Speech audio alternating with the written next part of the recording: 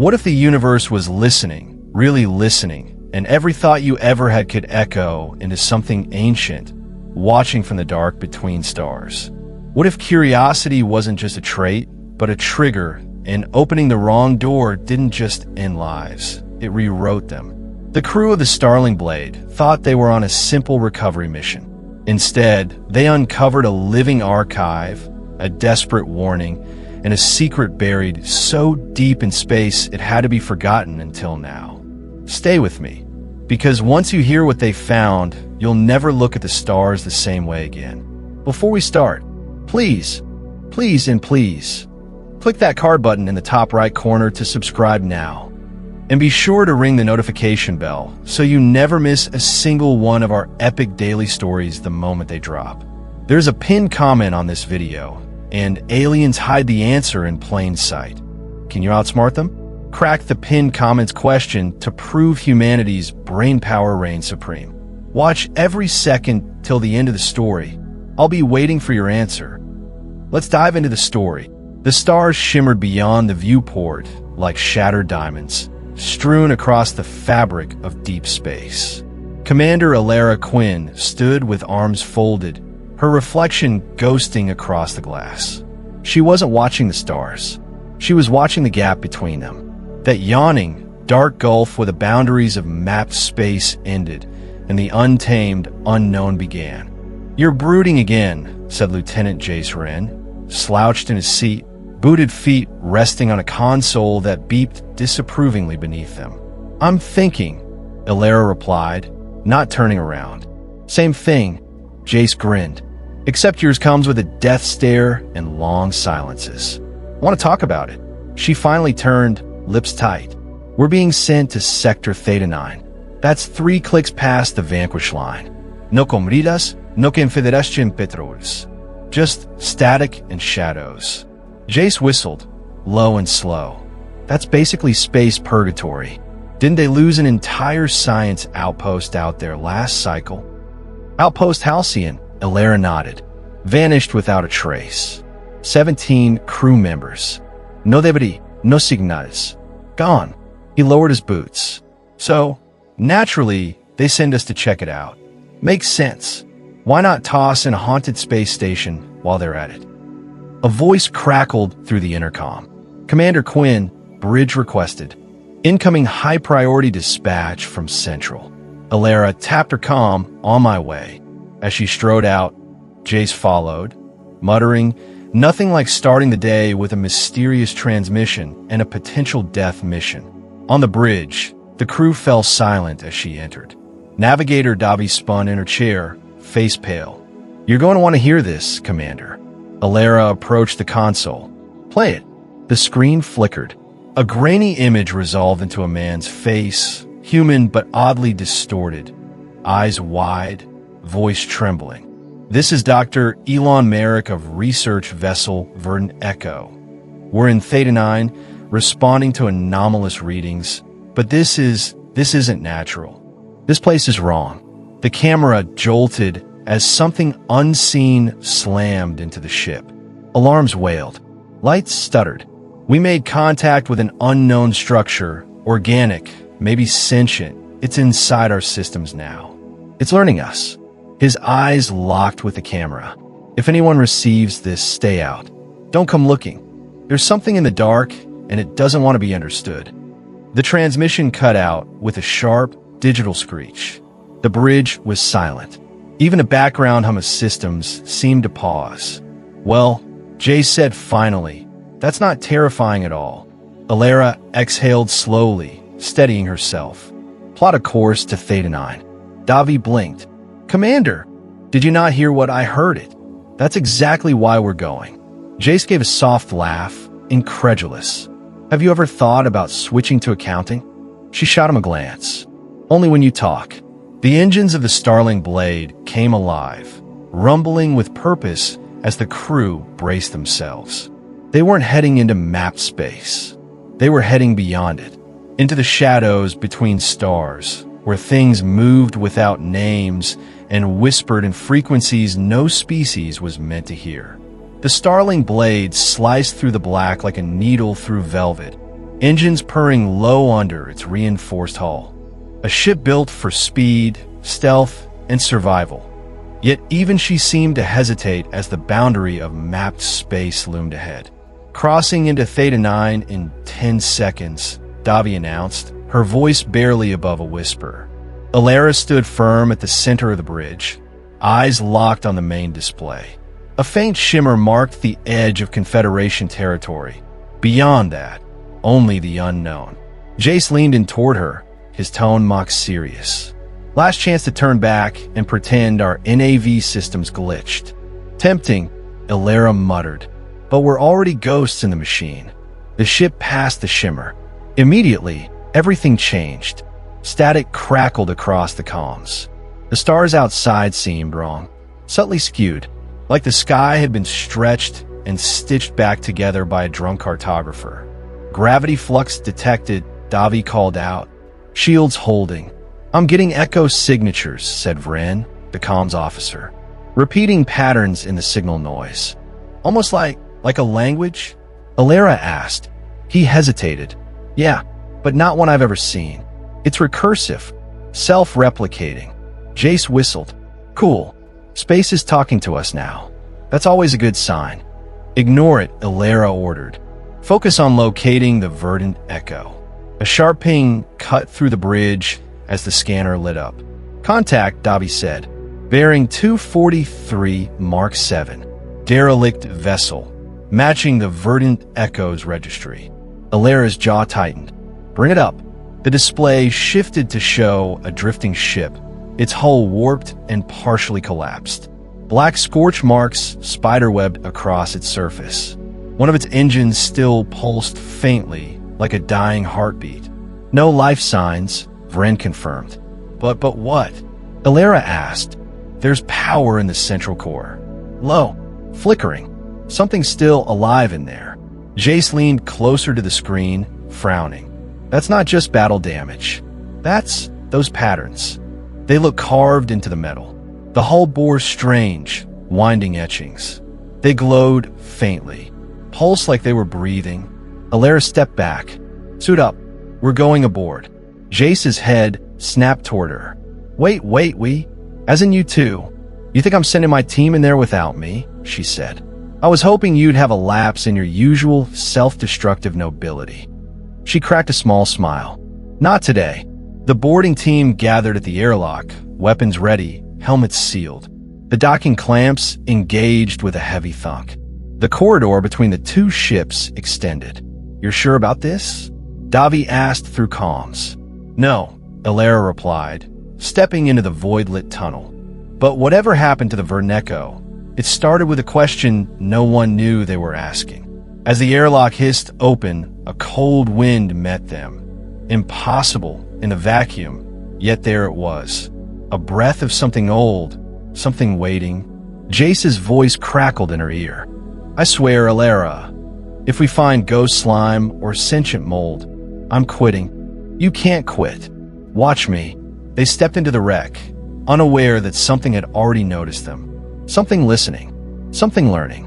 The interior of the verdant echo was unervingly quiet. No hissing vents. No flickering lights. Just silence so thick it pressed against their suits like water at the bottom of an ocean. The ship's emergency lighting pulsed faintly, casting long shadows down twisted corridors that creaked with every step. Feels like walking through a grave, Jace muttered.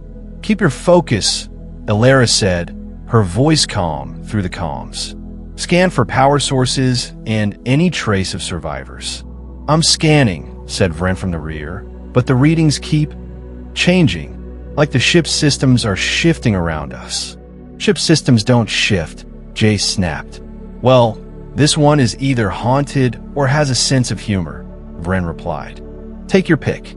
They moved cautiously down the main corridor, stepping over floating debris, tools, torn cables, what looked like a smashed console screen with dried blood smeared across it. Alara's voice came in low. Multiple signs of struggle, but no bodies. That's worse, Jace replied. I'd rather find something than nothing. Check the logs, she said. This ship had to record something before going dark. They reached the command deck. The door was half open, like something had forced its way in. Alara pried it the rest of the way with a grunt. The bridge was in shambles. Seats torn from their bolts. Consoles gutted. But the main terminal blinked with life, barely. Alara stepped forward and tapped the interface. It sputtered, then projected a static-filled hologram. A grainy recording flickered to life. Dr. Elon Merrick again, sweat pouring down his face. "It's learning," he whispered. "It mimics thought patterns, replicates intentions. We try to contain it, to reason with it. Stupid. It's not alive like us. It's something older, something curious." The screen glitched violently. "It doesn't hate us. It doesn't even recognize hate. We're just interested in it, like ants under glass." The image froze, then melted into a distorted mass of symbols, shifting, repeating, like a code trying to rewrite itself. "Shut it down," Jace yelled. "That's not just a log, that's active data." "I know," Alara snapped. "Vren, pull the plug." Vren yanked the power cable, sparks bursting from the terminal. The image vanished. For a moment, they all stood still, breathing hard. Jace broke the silence. "Tell me again why we didn't bring a squad of engineers, exorcists, and a tactical nuke." "Because we're explorers," Alara said. "Remind me to file a complaint." Suddenly, the lights flickered red. A pulse ran through the ship like a heartbeat. "Alara," Vren said slowly, eyes locked on his scanner. "We're not alone anymore." Behind them, the door slid shut with a hiss. In the hallway, something moved. Not footsteps, not machinery. A presence, cold, calculating, and growing more curious by the second. Jace raised his weapon. "Please tell me you've got a plan."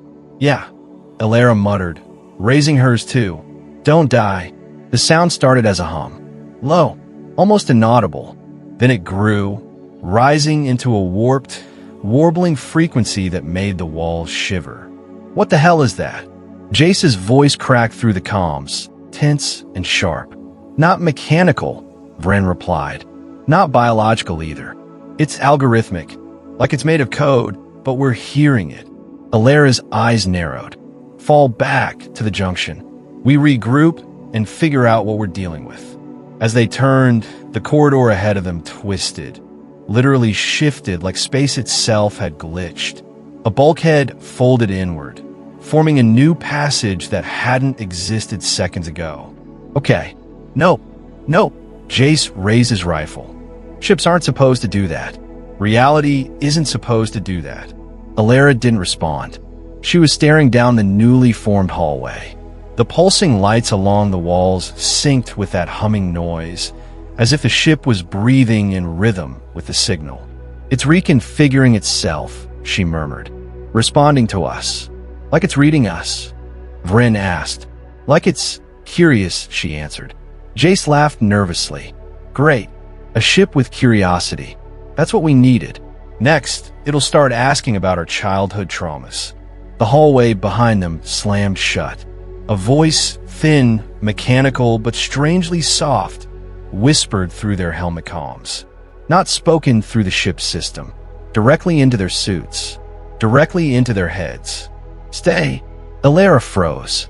"Did anyone else?" "Yup," Vren breathed. "Definitely not just me." "Okay, now it's creepy and personal," Jace muttered, checking his sidearm like that would help against something that could think in waveforms. Alara steadied her voice. "We don't know its intent. It hasn't attacked. Yet," Jace pointed out. "Exactly," she said. "We stay calm. We move forward. If it wants to understand us, maybe we can do the same. You want to talk to it? Maybe I want to survive." They entered the corridor. It was smooth. No seams, no panels like it had been grown instead of built. Strange symbols scrolled slowly along the walls, glowing soft blue, fading just before the mind could grasp them. Vren paused mid-step. "Wait, these symbols, they're reacting to our biosigns." The lights shifted as he spoke, responding. "You see that?" he whispered. "It's mapping us in real time." At the end of the corridor, a chamber opened. In its center stood a structure. Not a console, not a throne, more like a heart, Massive, pulsing half-organic, half-machine. From it, threads extended across the room. Data tendrils dancing like spider silk. Elara stepped forward cautiously. I think this is it. The core. Whatever infected the verdant echo, it lives here. The humming stopped. For a moment, there was silence. Then a single word echoed into their minds. Louder this time, clearer. Understand. Alara's breath caught. Vryn, she said quietly, start recording. Every frequency, every wavelength. Already on it, he replied. Jace, watching the tendrils twitch, muttered, if this thing tries to hug me, I'm blasting it. Just stay still, Elara said. I think it's deciding what we are. A long pause, then another whisper. Are you alone? They weren't sure if it meant them or itself. The air inside the chamber grew heavy, though none of them had removed their helmets. It wasn't oxygen pressure, it was something else. A weight pressing on their minds, like they were being observed from the inside out. Jace shifted uncomfortably. That thing just asked if we're alone. I don't know whether to be flattered or terrified. I don't think it understands the question the way we do, Elara replied. It's not asking about numbers. It's asking about connection. Vryn's fingers danced across his wrist pad, data streaming in. Commander, it's broadcasting on multiple cognitive wavelengths. Not just radio or subspace. It's pinging neural patterns, emotions, memories. Elara turned sharply. What kind of memories? He hesitated. Mine. Yours. Jace's. It's sampling us. Sampling? Jace snapped. Like a wine tasting? No, like trying to comprehend us through what we've lived. My scanner just flashed images of my brother. He died 5 years ago. There's no way it should know that. Elara felt her spine chill. Images flickered at the edge of her vision. Her father's smile, the day she left Earth, the sensation of standing on a broken space station above Europa. Each moment crisp, intimate. It's not hostile, she said. It's searching. Great, Jace said. Let's hope it doesn't find anything too traumatizing. I'd hate for it to throw a fit mid-download. The tendrils twitched again. This time, one of them floated closer, slowly, gently, toward Elara. She didn't move. It's asking permission, she whispered. Jace raised an eyebrow. How do you know that? I just do. Must be nice, he muttered, taking a nervous step back. I've got nothing but a migraine and a strong urge to scream. The tendril hovered inches from Alara's chest plate. With a breath she didn't realize she'd been holding, she extended a gloved hand. The tendril touched her fingers. A jolt raced through her, not pain, but sensation. Memories, thoughts, feelings, not just hers, others, hundreds of them, maybe thousands. People who had come before. Faces, voices, lost explorers, survivors. Some terrified, some awed, then silence. Elara staggered back, gasping. Jace caught her. Hey, what happened? I saw them, she said, voice shaking. Everyone it ever touched. All of them. It's not a monster. It's a vessel, a kind of data construct. It collects minds, preserves them. Vryn blinked. Are they alive? Not exactly. More like echoes, memories sculpted into patterns. It doesn't hurt to feed. It learns to know. Jace frowned. That's comforting. So what now? We thank the cosmic memory sponge and go home. Elara turned to the core. It asked if we're alone. I think it's not. Vryn looked at her sharply. Wait, you mean there's more of these? Before she could answer, the chamber lights dimmed. A new pulse echoed from the heart. Deeper, more resonant. A signal. Jace's voice dropped to a whisper. That wasn't a question. Elara stared at the glowing tendrils as they writhed softly, like something awakening. That was a warning. The pulse from the core grew louder, deeper, until it wasn't just a sound, it was pressure. A vibration in their bones. The kind that made instinct scream. Elara, Jace's voice was tight. Please tell me this thing doesn't have a big, angry sibling on the way. It's broadcasting, Vryn confirmed, eyes wide as data scrolled down his visor. A long-range transmission. High energy, subquantum. Destination unknown. Unknown? Elara asked. Unknown as in, there's no point of origin in this galaxy. Or maybe even this reality. Jace backed away from the core. Okay, that's it. This is officially above our pay grade. I say we blow this thing to atoms and run home. No, Elara snapped. It hasn't attacked. It's afraid. Jace stared at her. How do you? Elara. It just sent a ping across the universe. That doesn't scream fear to me. She's right. Vryn cut in. The emotional signals embedded in the transmission. They're distressed. Panicked. Whatever this thing is, it's not summoning backup. It's calling for help. A silence followed, heavy and strange. Jace finally exhaled. Well, that's just perfect. We stumble on a cosmic library that's terrified. What could scare something like this? As if to answer, the core flickered. The walls around them trembled. And then they saw it. A shape beyond the chamber walls. Not a ship, not a life form. A distortion, shifting, twitching, like space itself was trying to hold its breath.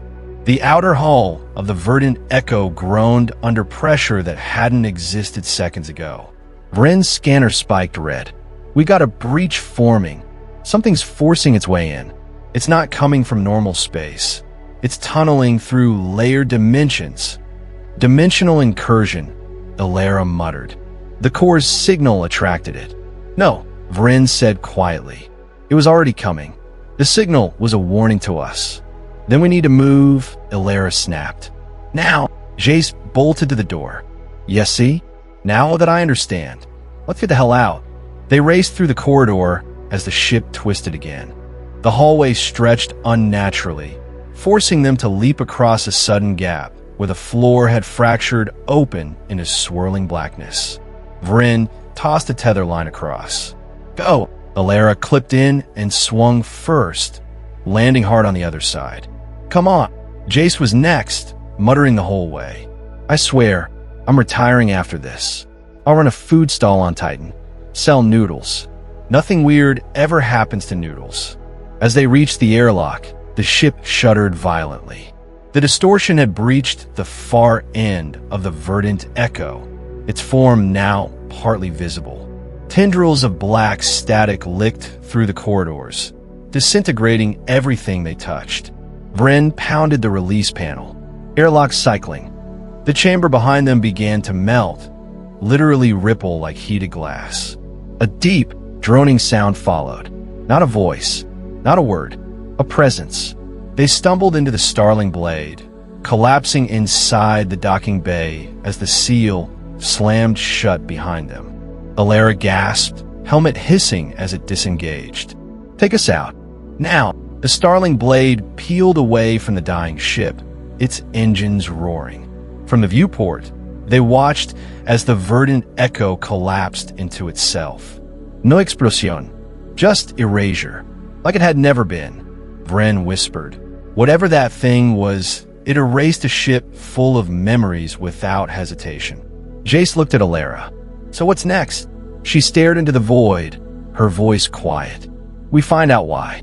The starling blade hung in orbit over the remains, if you could call them that, of the verdant echo. Where the ship had once drifted, there was now a hollow void. Not wreckage, not radiation, just an absence. A perfect circle of silence in the cosmos. I've never seen space look blank, Vryn murmured, fingers trembling over the console. There's nothing. No particles, no mass.